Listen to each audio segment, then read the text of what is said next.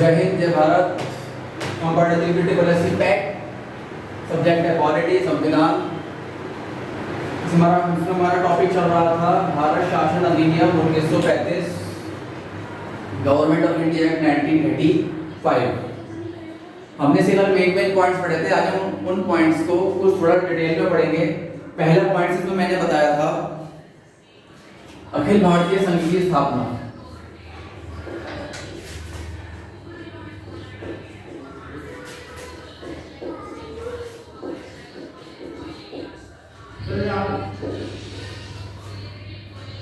अखिल भारतीय संघ की स्थापना, ऑल इंडियन यूनियन का गठन,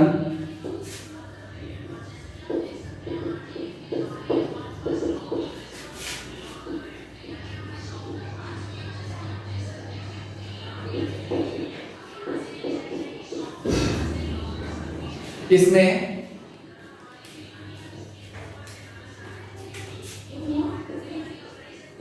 11 प्रांत थे, 6 कमिश्नरी क्षेत्र और कुछ देशी रियासतें थी।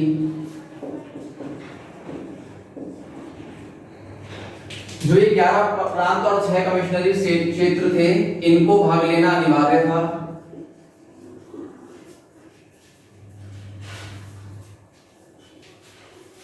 और देशी रियासतों के लिए शर्त रखी जो स्वयं आना चाहे, जो स्वयं अपनी मर्जी से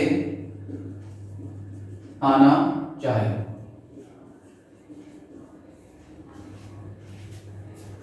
अखिल भारतीय संघ की स्थापना जब हुई, इसमें 11 प्रांत और 6 कमिश्नरी क्षेत्र को शामिल किया गया, जिसमें इनको शामिल होना अनिवार्य था। और देशी रियासतों के लिए यह शर्त रखी गई कि जो शामिल होना चाहे वो शामिल हो सकता है, उनके लिए कोई अनिवार्यता नहीं थी।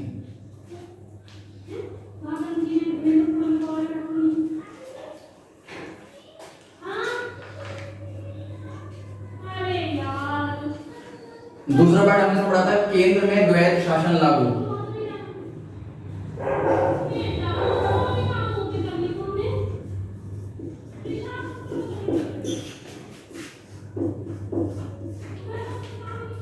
केंद्र में द्वैध शासन लागू कर दिया गया था, जिसे बोलते हैं डेराकी रूल।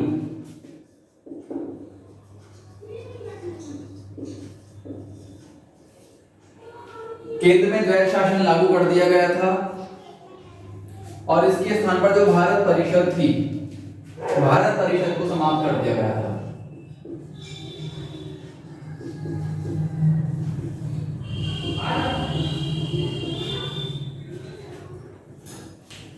भारत शासन अधिनियम के द्वारा केंद्र में द्वैध शासन लागू किया गया, डेराकी रूल को लागू किया गया और भारत परिषद को समाप्त कर दिया गया।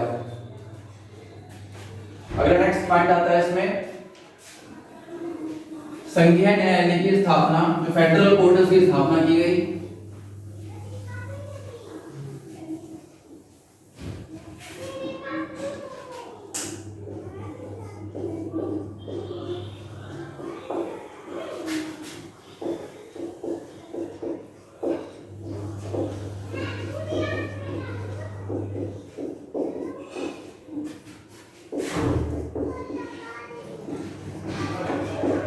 यहां से क्वेश्चन ये बन सकता है कि किस अधिनियम के द्वारा संघीय न्यायालय फेडरल कोर्ट की स्थापना की गई। तो भारत शासन अधिनियम के द्वारा संघीय न्यायालय फेडरल कोर्ट की स्थापना की गई। इसकी स्थापना कहां की गई? इसकी स्थापना दिल्ली में की गई 1 अक्टूबर 1937 को।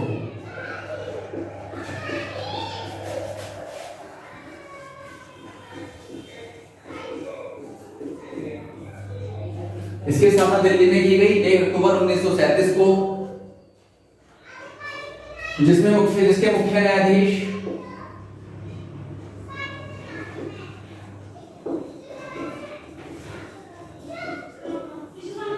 एक ब्रिटिश थे, जिसके मुख्य न्यायाधीश एक ब्रिटिश थे, मॉरिस गुएयर।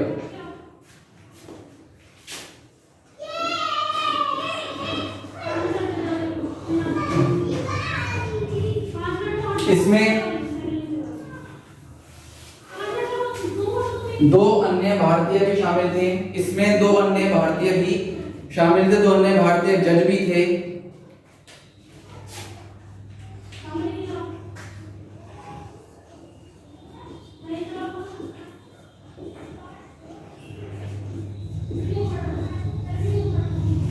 उनका नाम था M.R. जैकब और M.S. सुल्तान।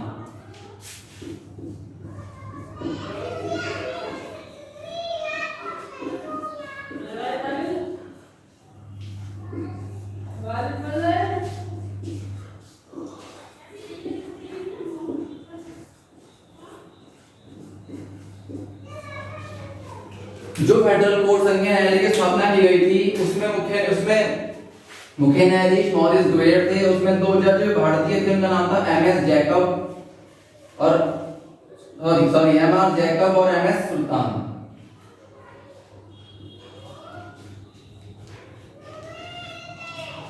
अब यहां से क्वेश्चन ये हो सकता है कि जो संघीय न्यायालय था इसके अंतिम मुख्य न्यायाधीश कौन थे?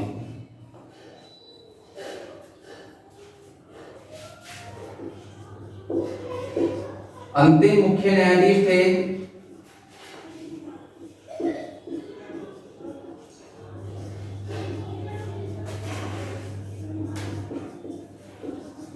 हीरालाल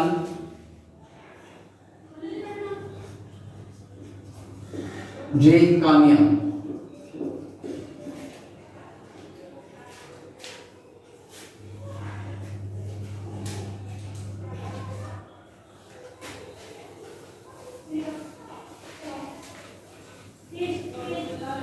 भारत शासन अधिनियम के द्वारा संघीय शक्तियों को बांटा गया, शक्तियों का विभाजन किया गया अलग अलग ग्रुपों में। नेक्स्ट आता है शक्तियों का विभाजन। भारत शासन अधिनियम के द्वारा 1935 के द्वारा ही पहली बार शक्तियों का विभाजन किया गया, जिसे 3 हिस्सों में बांटा गया, जिसकी 3 सूची बनाई गई। पहली है संघ सूची,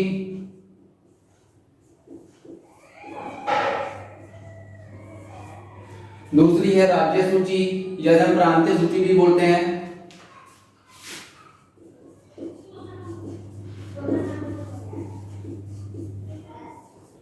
तीसरी है समवर्ती सूची।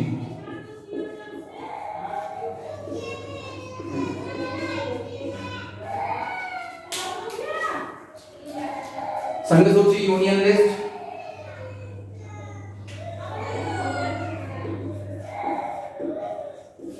प्रांतीय सूची स्टेट लिस्ट या प्रोविंशियल लिस्ट, समवर्ती सूची कंकरेंट लिस्ट।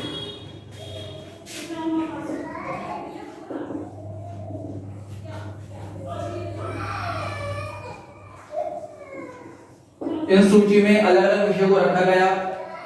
वो विषय जो यूनियन देखेगी, जो केवल केंद्र सरकार देखेगी, वो विषय जो केवल राज्य सरकार या प्रांतीय सरकार देखेगी। समवर्ती सूची में वो विषय शामिल किए गए जिन्हें दोनों सरकारें देखेंगी। क्वेश्चन ये हो सकता है कि संघ सूची में कितने विषय थे? संघ सूची में 59 सब्जेक्ट्स, 59 विषय थे। प्रांतीय सूची में 54 विषय थे, 54 सब्जेक्ट्स थे।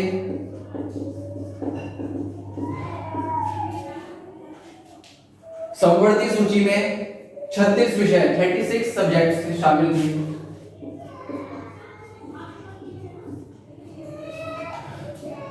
जो शक्ति विभाजन किया गया वो भारत शासन अधिनियम 1935 के द्वारा किया गया। शक्ति विभाजन 3 भागों में किया गया, संघ सूची यूनियन लिस्ट, प्रांतीय सूची स्टेट लिस्ट या प्रोविंशियल लिस्ट, समवर्ती सूची कंकरेंट लिस्ट।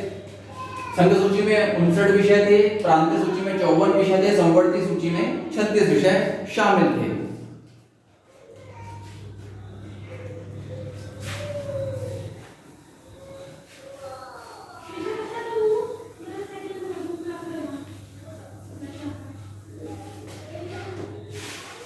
ग्यारह प्रांतों में चुनाव कराया गया।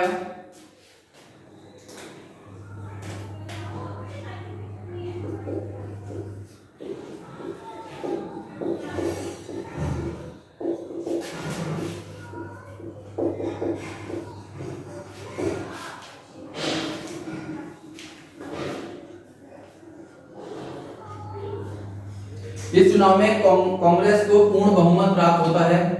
जो कांग्रेस है वो पूर्ण बहुमत से जीत प्राप्त करती है।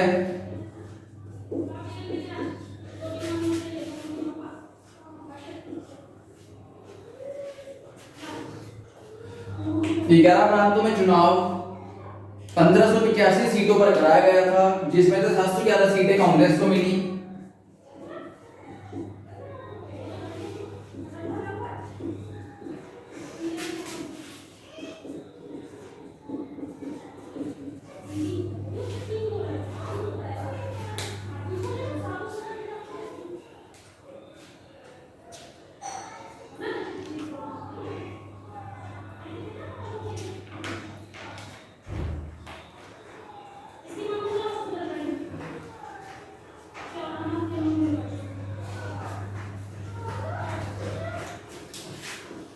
रिजर्व बैंक की स्थापना इसी अधिनियम के द्वारा की गई।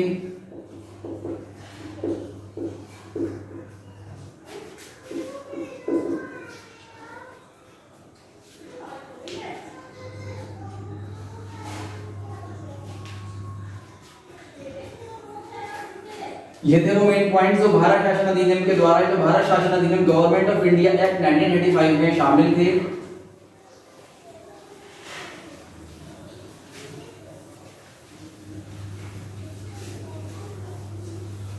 अब नेक्स्ट हमारा आता है अगस्त ऑफर।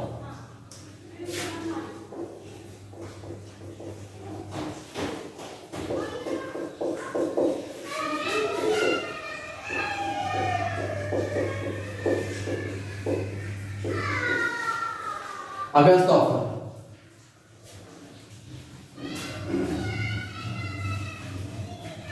अगस्त प्रस्ताव ये कब आया? ये सन 1940 में आया, 1940। भारत शासन अधिनियम आया था 1935 में, ये आया 1940 में। जब ये आया उस समय भारत के वायसराय कौन थे?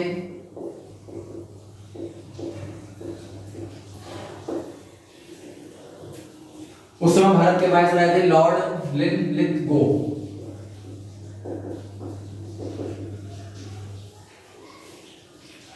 अगस्त प्रस्ताव जब आया भारत के अंदर, ये जो टॉपिक महत्वपूर्ण भूमिका रखता है। अगस्त प्रस्ताव जब आया भारत के अंदर, उस समय भारत के वायसराय लॉर्ड लिनलिथगो थे। 8 अगस्त 1940 को एक बिल पास कराया गया, एक विधेयक पेश किया गया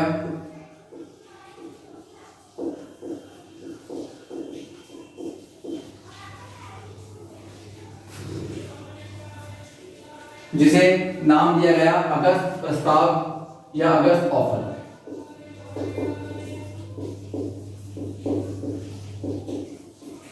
आठ अगस्त 1940 को अगस्त में ये बिल पेश किया गया। 8 अगस्त को इसका नाम पड़ा अगस्त प्रस्ताव, अगस्त ऑफर।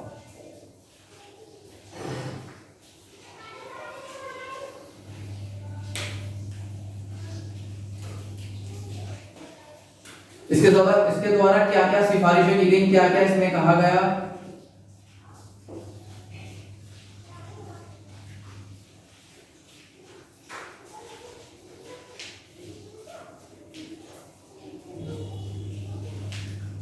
पहला कहा गया गवर्नर की जो कार्यकारिणी है उसमें भारतीयों की संख्या बढ़ाई जाए। जो गवर्नर की कार्यकारिणी है, जो एग्जीक्यूटिव है गवर्नर जनरल का, उसमें भारतीयों की संख्या बढ़ाई जाए।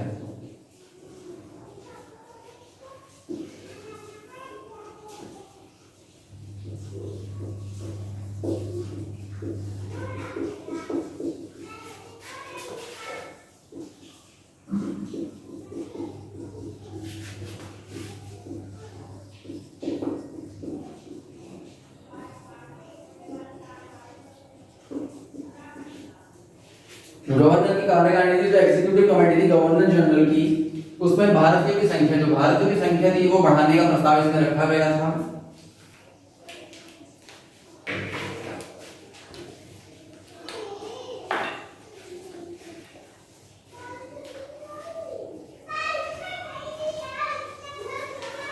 युद्ध समिति का गठन किया गया। इस अगस्त प्रस्ताव के द्वारा जो एक युद्ध समिति बनाई गई, वार कमेटी बनाई गई,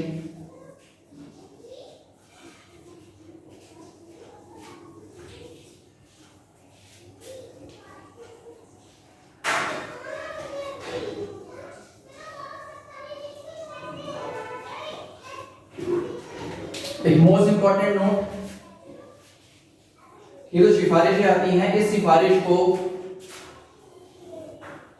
मुस्लिम लीग और केंद्र सरकार, मुस्लिम लीग और कांग्रेस स्वीकार नहीं करती। मुस्लिम लीग और कांग्रेस ने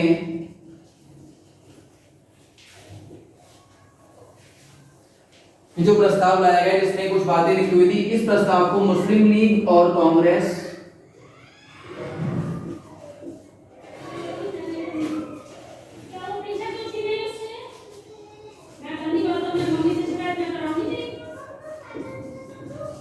स्वीकार नहीं करती हैं।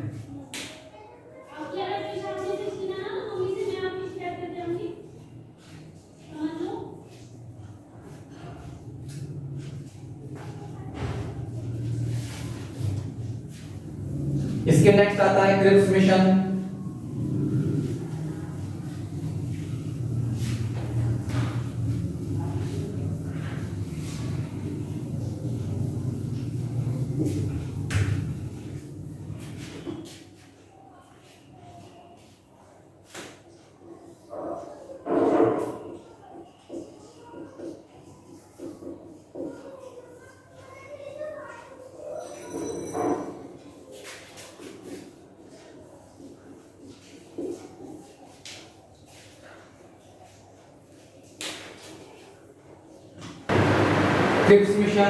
क्रिप्स मिशन की हम बात कर रहे हैं। क्रिप्स मिशन 22 मार्च 1942 को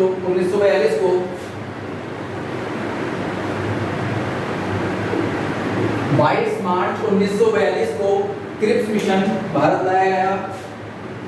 यह किसके द्वारा लाया गया? इसमें एक सदस्यीय टीम बनाई गई जिसके अध्यक्ष थे सर स्टैफर्ड क्रिप्स। इसका क्या उनका नाम था? इसके अध्यक्ष जो थे, इस मिशन के जो अध्यक्ष थे उनका नाम था सर स्टैफर्ड क्रिप्स। ये जो मिशन भारत आया था, इसका उद्देश्य भारतीय संघ की स्थापना करना,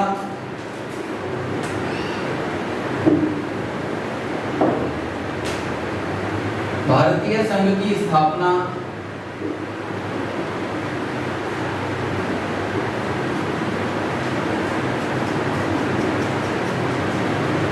और पूर्ण औपनिवेशिक स्वराज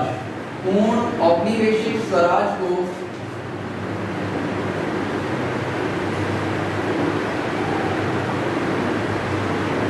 पूर्ण औपनिवेशिक स्वराज प्रदान करना।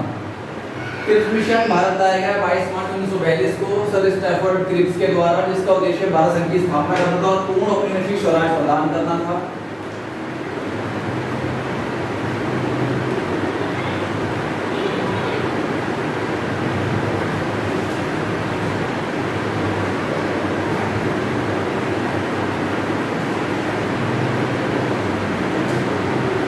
यह कहाँ आए थे 22 मार्च 1942 को? यह दिल्ली में लाया गया था।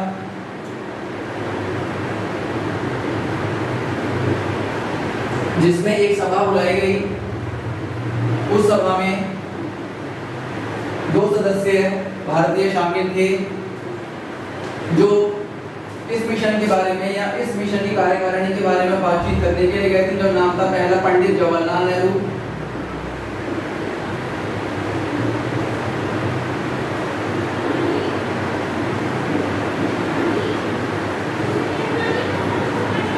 और दूसरे थे अबुल कलाम आजाद।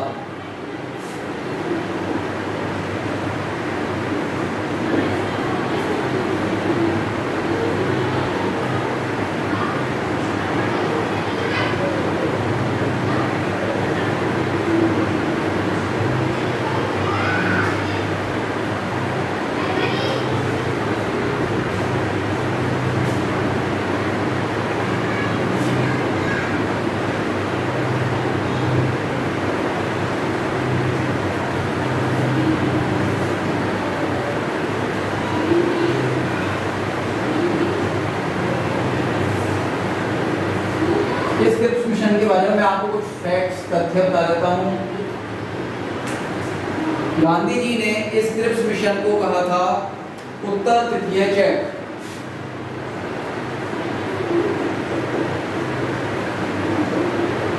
उत्तर तृतीय चेक किसके द्वारा कहा गया? ये गांधी जी के द्वारा।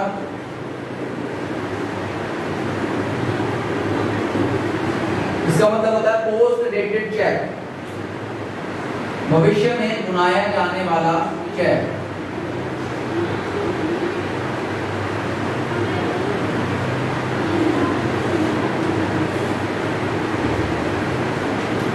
नेहरू जी ने अपने कथन में कहा था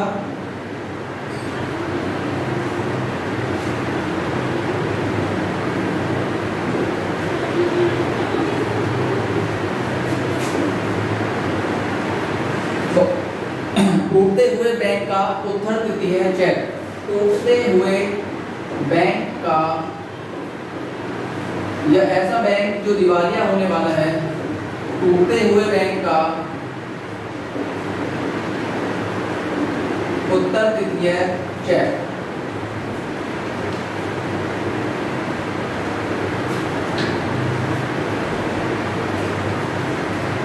फिफ्थ मिशन हमारा कंप्लीट होता है। हमारे इसमें बस 3 टॉपिक और शेष हैं। उसके बाद हमारा जो संवैधानिक विकास है, संवैधानिक इतिहास है, पूरा कंप्लीट हो जाएगा। एक बचा है वेबल योजना,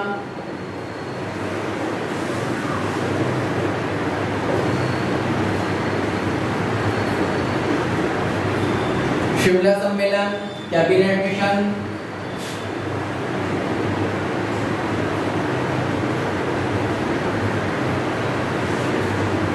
वेबल योजना में बचा हुआ है हमारा शिमला सम्मेलन, कैबिनेट मिशन,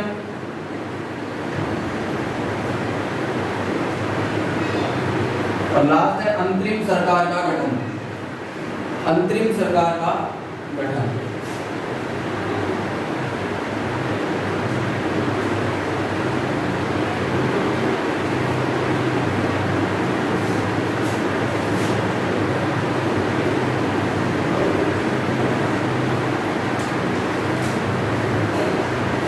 ये 4 टॉपिक हमारे जो हैं बचे हुए हैं। उसके बाद हमारा जो संविधान का इतिहास है, संवैधानिक इतिहास है, वो पूरा कंप्लीट हो जाएगा।